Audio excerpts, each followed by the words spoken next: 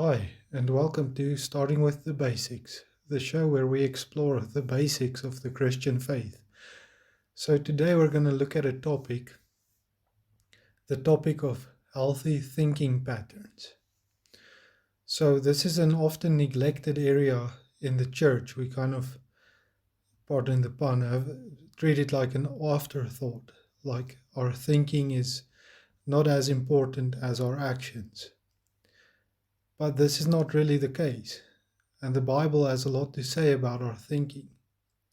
If we really look at what the Bible says and take it seriously, we will see that our thinking is a very important area of our spiritual life and our spiritual growth.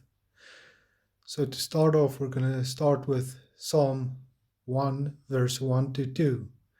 And it reads, "How happy is the one who does not walk in the advice of the wicked, or stand in the pathway with sinners, or sit in the company of mockers. Instead, his delight is in the Lord's instruction, and he meditates on it day and night." So the translation I'm using here, the Christian Standard Bible, translates the word as instruction, but the Hebrew word here for verse 2, where it says, "His delight is in the Lord's instruction," that word instruction in the Hebrew is Torah. And this word means direction or instruction. Some translations translate it as law. But the point of what we're looking at here today is that the one that is blessed by God, the one that is happy, is someone who meditates on the Lord's instruction day and night, that meditates on that which God has revealed and spoken to us through the Word and through all the various means of revelation that God has. We delight in the instruction of God. We meditate on it day and night. We meditate on what the Bible says. We meditate on the life of Jesus. We meditate on the instruction of the apostles. So no treatment of this subject from a biblical perspective can even come close to being complete without us looking at Philippians 4 verse 8. So again, I'm reading the Christian Standard Bible here, and we'll go through it bit by bit. So this verse reads, "Finally, brothers and sisters, whatever is true, whatever is honorable, whatever is just, whatever is pure, whatever is lovely, whatever is commendable, if there is any moral excellence, and if there is anything praiseworthy, dwell on these things." So first of all, whatever is true. The word true, the Greek word there, can be translated as whatever is unconcealed, or whatever is worthy of credit, worthy of being credited, something substantial. It doesn't just mean true in the sense of it's true and not false. It means it's worthy of credit. It's unconcealed. It's revealed. So it's, again, coming from God. We're thinking about that which comes from God. Then whatever is honorable.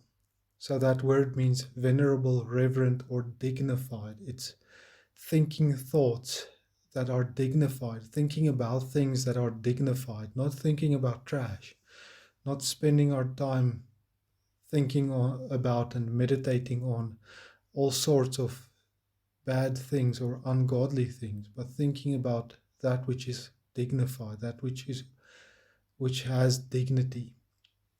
Then whatever is just. So the word just means, in the Greek, it means just in the eyes of God, or righteous. So this is not just just in the sense of justice, as from a worldly perspective. This is just in the eyes of God. This is righteous. This is doing the right thing, that which is just in the eyes of God. Then whatever is pure. So this is an interesting word when you look at it in the Greek. It's pure, but it has a ceremonial connotation to it. It has an act of worship connotation. It means pure in a condition that is prepared for worship. Now that kind of is a very hard thing for us to think about when we think about our own thoughts. Are the thoughts we're thinking about, are the thoughts that we dwell on, thoughts that we can say these are prepared for worship? If you stand in the throne room of God, looking God the Father in the eye, face to face, would you allow these thoughts to be there? Would you want these thoughts to be there? And if not, then you have to start to think about things that you would want Him, because the truth is we are the temple of God. Our bodies are the temple of God. The Holy Spirit dwells in us. So God's Spirit, God Himself, the essence of God dwells in us through the person of the Holy Spirit. And because of that, we are the temple. Because of that, we are the dwelling place of God. So we should not allow, or we should not consciously meditate upon thoughts that we do not want in the presence of God, because they are in the presence of God. Now, I'm not speaking about intrusive thoughts. I'm not speaking about involuntary thoughts or thoughts that are triggered by something you see in a shopping mall or something like that. I'm talking about meditating on, thinking about them consciously and deliberately, as we'll see in a bit here. So then it goes on, whatever is lovely. So the word lovely here means pleasing and agreeable. And interestingly, it has the connotation or the usage of grateful. Thoughts that are grateful towards God, pleasing towards God, agreeable. Do your thoughts agree with the Word of God? Do they agree with the revelation and the character of God? Are they thoughts that are grateful towards Him and His great mercy and kindness towards us? Or are they thoughts that make light of the situation, make light of the mercies of God? So then the last one we're looking at here is commendable, whatever is commendable. So this word, again, quite an interesting word in the Greek. It means well spoken of or spoken in a kind spirit. Do you think thoughts that are kind? Do you think about things that are kind towards others, or do you only think critical thoughts? Do you think thoughts that are commendable, that when God speaks about your thoughts, because He does know your thoughts, are they thoughts that He will speak well of? Are they thoughts that are thought in a kind spirit, or are they the opposite? So the last part of this verse that we're going to look at is the last 4 words here. Dwell on these things. So in the Greek, it means to reckon, to count, to decide. It's more accurately translated as think about continuously. It's something you meditate on. It's something you contemplate daily. It's something that gets sifted in your head over and over again. You dwell on it. You think about it constantly. So Paul doesn't just tell us, hey, you guys, you shouldn't think about bad things, think about good things. He gives us a list of good things to think about, and then he gives us the instruction, go and dwell on these things. Go and meditate on them. Think about them constantly. Make sure you're making time to deliberately and consciously think about all these good things, whatever is true, whatever is honorable, whatever is just, whatever is pure, whatever is lovely, and whatever is commendable. Spend time thinking about those things. Think about those things that agree with the Word of God. So next we're going to look at Psalm 19, verse 14. So Psalm 19 is personally my favorite psalm. It has this amazing opening, this cosmic poetry of the cosmos, and giving this explanation of how glorious it is and how the stars and everything God made, the planets, everything in this huge universe that He has created, proclaim the glory of God day and night, that they are created to bear witness to this glorious creator that we serve and worship. So then in verse 14, the psalmist says, "May the words of my mouth and the meditation of my heart be acceptable to you, Lord, my rock and my redeemer." So an interesting thing about this word that we translate as meditation, in the Hebrew the word is, I'm not going to try to pronounce the word, but in the Hebrew the word means resounding music. So it's a consistent, almost a continuous, repetitive thinking pattern. It's something you think about repetitively. May the words of my mouth and the meditation of my heart be acceptable to you. Consistently and repetitively thinking about the things of God, thinking about the goodness of God, thinking about how glorious the Creator is, how glorious His creation is, and how this glorious creation points us to Him. And then Psalm 49 verse 3 says, "My mouth speaks wisdom, my heart's meditation brings understanding." So when we spend time meditating, the more time we spend meditating, and this is not a meditation in some Eastern sense of the word where you're emptying your mind or anything like that. This is consistently, consciously, repetitively thinking about the things of God, the revelation of God, the instruction of God, the character of God, the goodness of God, the creation of God, the things of God. And when we consistently and repetitively meditate on Him, meditate on His goodness, meditate on who He is, that brings understanding. We start to understand. Suddenly it makes sense. It's like if you've ever had the experience of trying to solve a very difficult problem. The more you think about it, the more time you spend thinking about it and trying to find solutions and really thinking this thing through as best you could, the more you start to understand it and you start to see it from different angles and you start to see all the little nuances to it.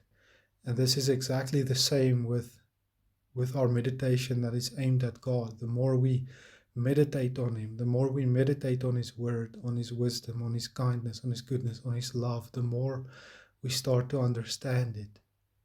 Even though we will probably never understand it fully, at least this side of the resurrection, we can understand it more fully than we do at this moment.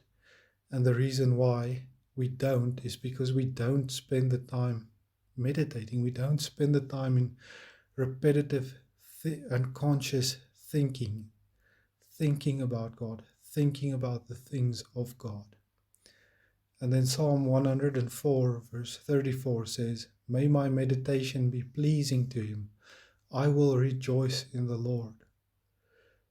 And that again brings us to the question, the thoughts we think, the things we are thinking, are they pleasing to God?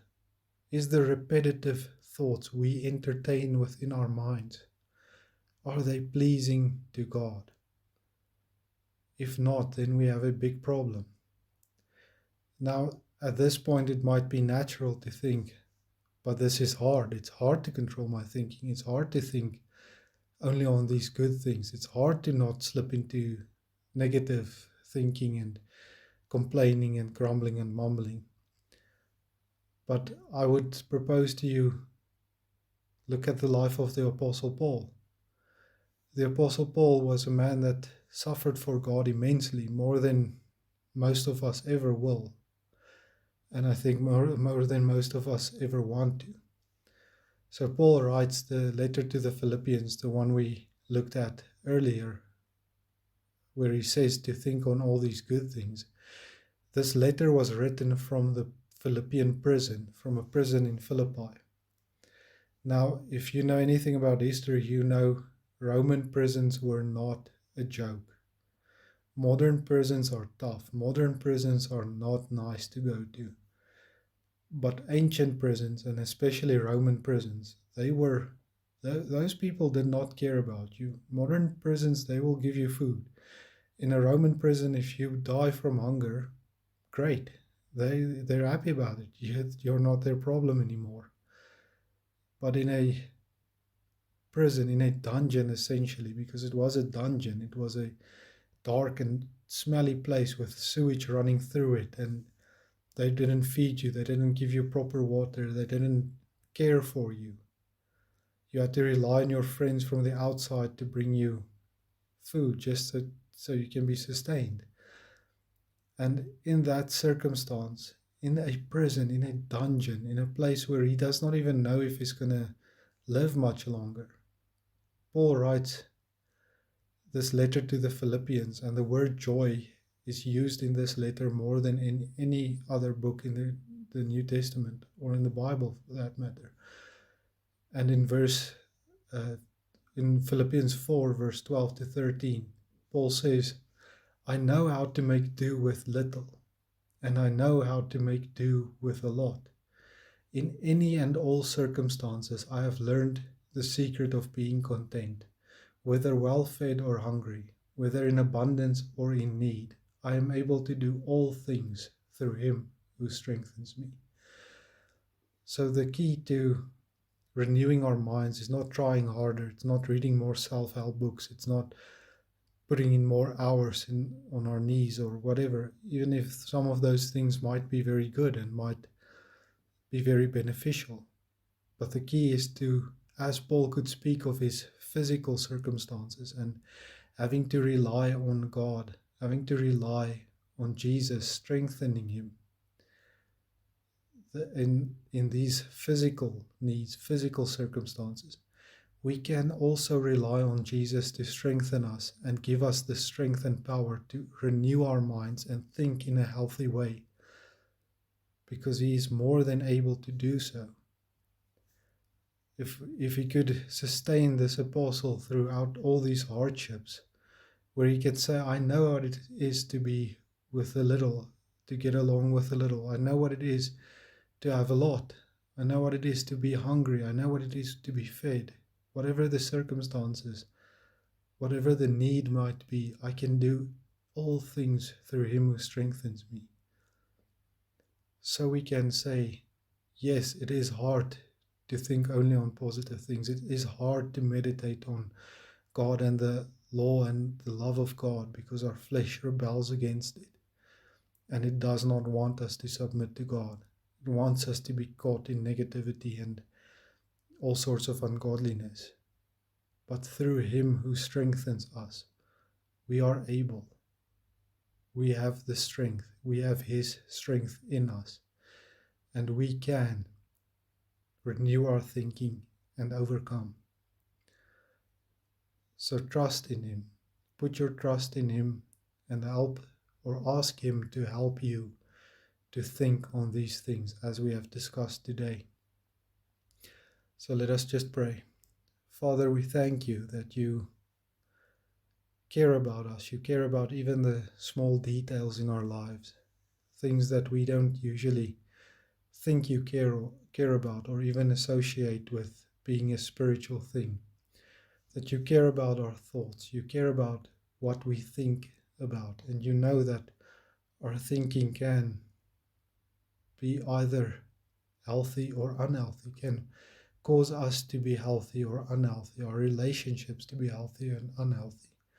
And your will for us is that it should be healthy, it should be good. We should think on the things of you. Lord, I ask that you strengthen everyone listening to this today, that they will have the strength, Lord, to think about you. Think about the things concerning you. Think about your word. Think about you as creator.